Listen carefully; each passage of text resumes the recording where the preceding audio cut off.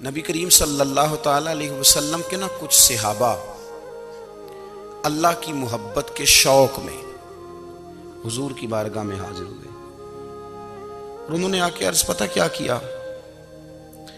عرض کرنے لگے یا رسول اللہ صلی اللہ تعالی علیہ وسلم سالوں بیت گئے ہیں سجدے کرتے ہوئے، حضور سالوں بیت گئے ہیں تسبیح پڑھتے ہوئے، سالوں بیت گئے کہتے ہوئے کہ سبحان اللہ وہ پاک ہے، ہمیں سالوں بیت گئے یہ کہتے ہوئے کہ اللہ اکبر وہی سب سے بڑا ہے، سالوں بیت گئے کہتے ہوئے کہ الحمدللہ ساری تعریفیں اللہ کے لیے، سالوں بیت گئے اس کی تسبیح کرتے، تحلیل کرتے، تکبیر کہتے۔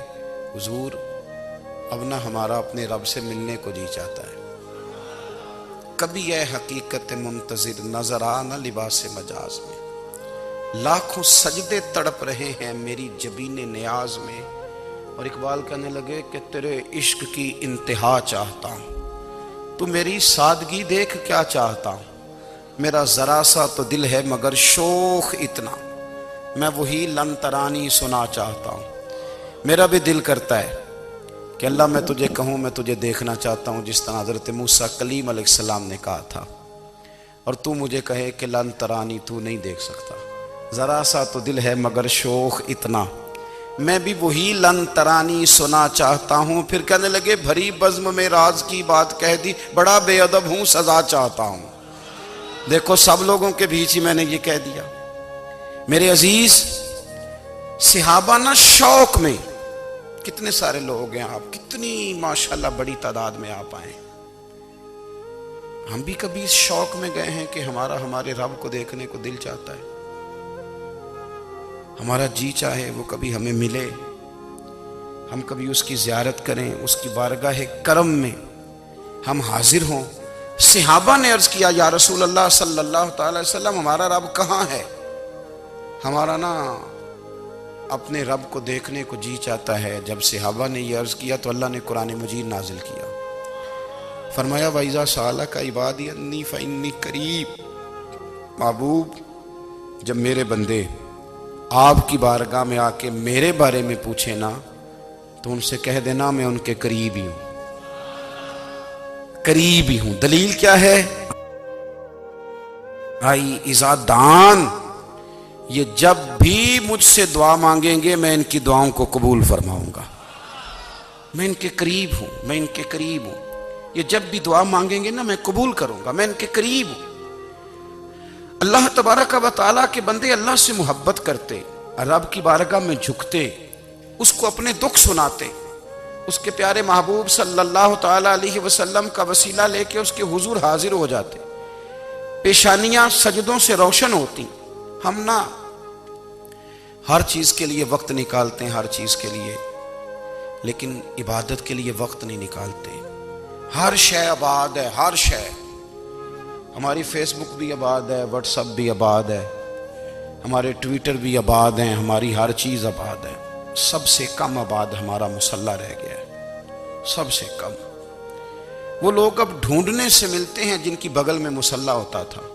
میرے بھائی آپ کتنا کو دنیا کے پیچھے بھاگو گے تھکا دے گی، کتنا دولت کے پیچھے بھاگو گے تھکا دے گی۔ آپ جب اپنی زندگی میں جمع تفریق کرو گے نا تو مرتے وقت احساس ہوگا کہ سارا کچھ تو لوگوں کے لیے کیا، اپنے لیے تو کر ہی کچھ نہیں سکے۔ اور ہم عبادت کے معاملے میں بہانے بازی بھی کرتے ہیں، ہم کہتے ہیں اوہو رزق کمانا بھی تو عبادت ہی ہے نا، میں حلال روزی کے لیے جا رہا ہوں یہ بھی تو عبادت ہے نا۔ میری طرح کے لوگ کہہ دیتے ہیں کہ میں سویرے اٹھ کے مدرسے میں کچھ اسباق دیکھتا ہوں تو یہ بھی تو عبادت ہے، میں بیان کرنے کے لیے مطالعہ کرتا ہوں تو یہ بھی تو عبادت ہے نا، اتنے لمبے سفر کر کے ملک میں دنیا میں گھومتا ہوں تو یہ بھی تو میں عبادت ہی کر رہا ہوں۔ اب اسپیشل نفلوں کے لیے وقت کس طرح نکلے، اسپیشل کر کے تسبیح میں کیسے چلاؤں، میں سارا کچھ ہم بہانے بنا لیتے ہیں نا۔ میرا سوال یہ ہے کہ یہ ساری باتیں صحابہ کو، نبی کریم کو، دیگر لوگوں کو بھی تو پتہ تھی نا، لیکن آپ غور تو کریں 23 سال حضور کو وقت ملا، مختصر وقت ظاہراً تبلیغ کرنے کے لیے، پوری دنیا میں دین بھی پھیلانا ہے، گھر میں 11 ازواج ہیں، 4 بیٹیاں ہیں، ان کی اولادیں، سارے کام کاج بھی دیکھنے ہیں، لیکن سیدہ طیبہ طاہرہ حضرت عائشہ صدیقہ رضی اللہ تعالیٰ عنہ فرماتی ہیں سارا دن تبلیغ کرتے، ہر غلام کے دکھ سنتے، گھر میں آتے تو اپنے گھر والوں کا خیال کرتے، کام میں ہمارا ہاتھ بٹاتے۔ قربان جاؤں، کہتی ہیں زمانہ سارا سو جاتا لیکن آمنہ کے لال مصلی بچھا لیتے۔ دنیا سو گئی، ساری سب سو گئے، جو خدام تھے، وہ جو غلام تھے، وہ سو گئے۔ صحیح مسلم میں لفظ ملیں گے، سیدہ پاک فرماتی ہیں او میرے نبی کے غلاموں، میں نے یہ رنگ بھی دیکھا ہے کہ حضور نے اتنا کھڑے رہے، اتنا قیام کیا، اتنا قیام کیا کہ مقدس پیروں میں ورم آ گئے، سوج گئے پیر اتنے بڑے۔ دل پہ ہاتھ رکھ کے نہیں بتا سکتا کہ میرے کبھی نماز میں پیر سوج گئے، کوئی نہیں بتا سکتا۔ بچوں کی روٹی کماتے تھک گئے، بات الگ ہے، ہم سیر کرنے گئے تو تھک گئے، بات الگ ہے، لیکن عبادت میں یہ بھی تو مسلم شریف ہے نا، یہ بھی تو دین ہے نا، یہ بھی تو حضور کی سنت ہے، یہ بھی تو وہ چیز ہے جو کریم کی آنکھوں کی ٹھنڈک ہے۔ سیدہ فرماتی ہیں پیروں میں ورم آ گئے، اور ساری رات ہی حضور نے نماز پڑھی اور ایک ہی آیت بار بار دہرائی۔ مسجد نبوی میں بلال حبشی نے فجر کی اذان دے دی اور حضور ابھی مصلی پہ تھے، کریم فارغ ہوئے۔ میں نے عرض کی یا رسول اللہ صلی اللہ علیہ وسلم، آپ کے تو صدقے اللہ اگلے پچھلوں کے گناہ معاف کرے گا، تو آپ اتنی آہوزاری کیوں فرماتے ہیں؟ آپ تو شفیع ہیں، آپ تو انبیاء کے امام ہیں۔ تو حضور نے فرمایا عائشہ تم نے گنوایا ہے نا میرے اللہ کی مجھ پر کتنی رحمت ہے، افلا اکون عبدا شکورا، فرمایا اگر اس نے اتنی نعمتیں دی ہیں تو کیا میں اس کا شکر گزار بندہ نہ بنوں؟ میں شکر گزار بندہ نہ بنوں اس کا؟ پھر اگر اتنی نعمتیں اس نے دی ہیں، مجھے اتنا نوازا ہے، تو پھر میں اس کے سامنے سجدے نہ کروں؟ او میرے بھائی، بڑے قابل فخر لوگ ہیں ہم کہ ہم نبی پاک کے غلام ہیں، ہم قابل فخر ہیں کہ نبی کریم کے غلام ہیں۔